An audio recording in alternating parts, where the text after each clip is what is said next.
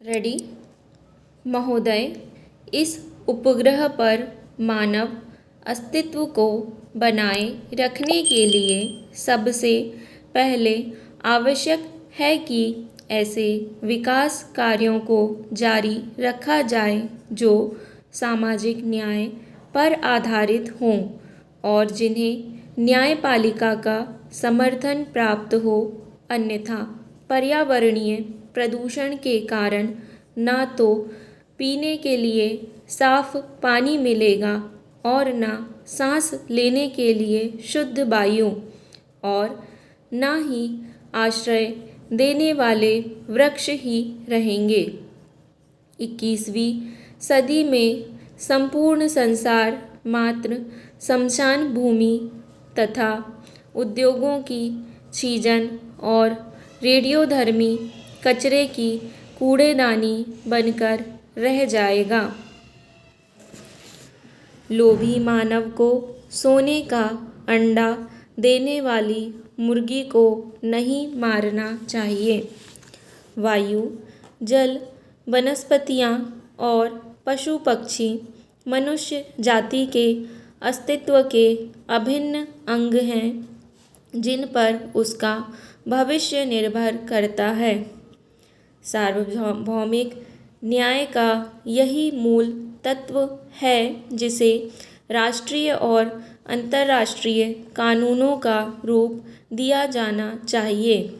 कुछ विशेष अपवादों को छोड़कर हमारे न्यायालय समझते हैं कि पर्यावरण संबंधी कानून से न्याय व्यवस्था भंग हो जाएगी और कानूनी अधिकारों का हनन होगा, क्योंकि हमारे विधिवेत्ता और न्याय प्रणाली कानून के इन नए आयामों से अपरिचित ही नहीं, अनभिज्ञ भी हैं। यह अधिनियम काफ़ी व्यापक है और इसमें विभिन्न प्रकार के जल स्रोतों को शामिल किया गया है। अधिनियम में केंद्रीय और राज्य प्रदूषण निवारण एवं नियंत्रण मंडलों की स्थापना का प्रावधान किया गया है जो स्वायत्त निकायों के रूप में कार्य करेंगे। अधिनियम के कार्यान्वयन के लिए स्थापित इन मंडलों के दो महत्वपूर्ण कार्य हैं: प्रदूषण मानक निर्धारित करना तथा उद्योगों के कचरे और वाहित मल को नदियों में बहाने के लिए स्वीकृति प्रदान करना।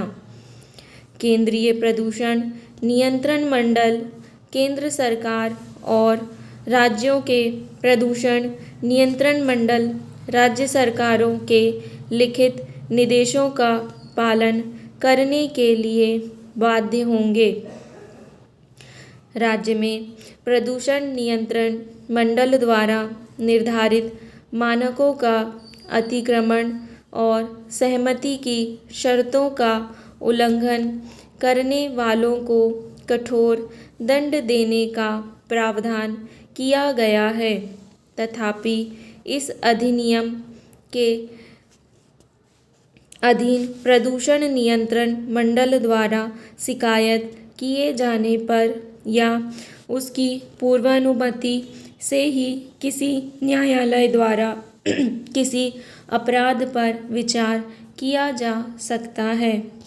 अधिनियम में यह भी प्रावधान किया गया है कि यदि किसी कार्य से जल प्रदूषण की आशंका हो तो राज्य प्रदूषण नियंत्रण मंडल द्वारा उसे रोकने के लिए न्यायालय में याचिका दायर की जा सकती है। इस अधिनियम के द्वारा पानी के नमूने लेने, जांच और मुआयना करने के लिए प्रदूषण नियंत्रण मंडलों को व्यापक अधिकार दिए गए हैं।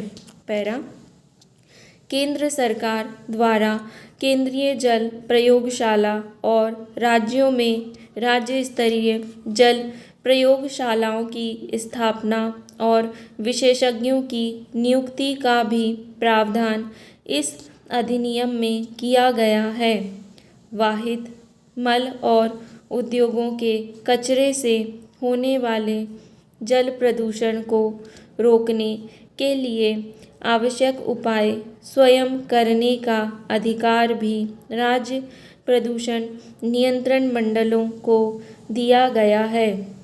यह अधिनियम लगभग ब्रिटिश अधिनियम की नकल है और प्रदूषण फैलाने वाले या उससे प्रभावित समुदाय दोनों पर इसका कोई असर नहीं पड़ा।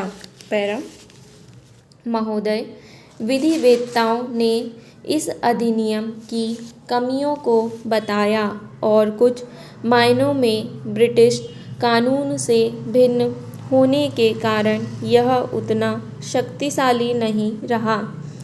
भारत में प्रदूषण निवारण के लिए अनेक प्राधिकरण और अधिकारी अनेक प्रकार के नियंत्रण और अलग अलग कानून की समस्या है, जिससे कानून कमज़ोर पड़ जाता है और उसका प्रभाव कम हो जाता है।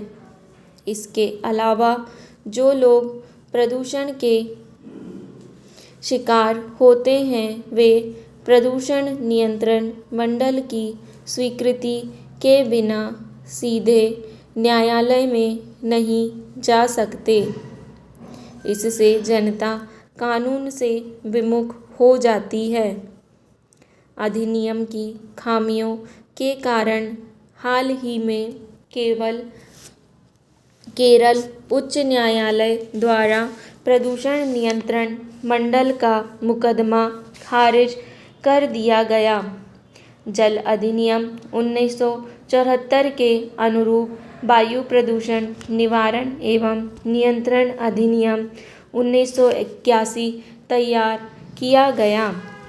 खेद है कि अधिनियम का प्रारूप तैयार करने वालों और विधायकों ने इसके लिए समाजवादी राष्ट्रों के व्यापक पर्यावरणीय कानूनों की सहायता नहीं ली। यह बड़े हर्ष का विषय है कि वर्तमान कानूनों की कमियों को देखते हुए संसद द्वारा पर्यावरण अधिनियम 1986 का 29वां अधिनियम पारित किया गया। यह अधिनियम काफ़ी व्यापक है और इसका क्षेत्र भी विस्तृत है तथा इसके अधीन भारत सरकार को पर्यावरण की सुरक्षा और सुधार और किसी भी प्रकार के प्रदूषण को कम करने के लिए काफ़ी शक्तियाँ प्रदान की गई हैं। इसमें जल, वायु आदि के मानक निर्दिष्ट करने और उद्योगों की स्थापना तथा खतरनाक पदार्थों के रखरखाव के संबंध में प्रतिबंध लगाने में सावधानी बरती गई है। पैरा पर्यावरण के प्रदूषण के कारण होने वाली दुर्घटना से बचने और उद्योगों की चिमनियों से निकलने वाले प्रदूषणकारी तत्वों पर नियंत्रण के लिए अन्य उपाय करना केंद्र सरकार के अधिकार क्षेत्र में आता है। इसके अधीन पर्यावरणीय प्रयोगशालाएं स्थापित की जा सकती हैं और विश्लेषक नियुक्त किए जा सकते हैं। दोषी नियमित क्षेत्र और सरकार के विभागों को भी दंड दिया जा सकता है। यद्यपि यह कानून काफ़ी साहसिक कदम समझा जा सकता है, लेकिन संकट के समय निष्प्रभाव साबित हो सकता है। इन नए कानूनों के में भयंकर दोष रह गए हैं। आश्चर्य है कि ध्वनि प्रदूषण जैसे विषय को छोड़ दिया गया। यद्यपि केंद्रीय प्रदूषण नियंत्रण बोर्ड द्वारा हाल ही में इस संबंध में संशोधन किया गया है कि जिसे अभी लागू किया जाना है। जनता की भागीदारी को प्रोत्साहित नहीं किया जाता है और अफसरशाही का अत्यधिक भरोसा किया जाता है। कारोबार की स्वतंत्रता पर समुचित प्रतिबंध लगाए गए हैं और पर्यावरण सुरक्षा के कारण खतरनाक उद्योगों को नियंत्रित या मनाही की जा सकती है। संविधान के अनुच्छेद 21 में दिए गए जीवन के अधिकार के अधीन प्रदूषक उद्योगों पर लगाए गए सारे प्रतिबंध वैध हैं। बहुमूल्य प्राकृतिक संपदा को नष्ट होने या क्षति से बचाने के लिए अनुच्छेद 39 के अधीन राज्य द्वारा औद्योगिक और कृषि कार्यों पर प्रतिबंध लगाया जा सकता है।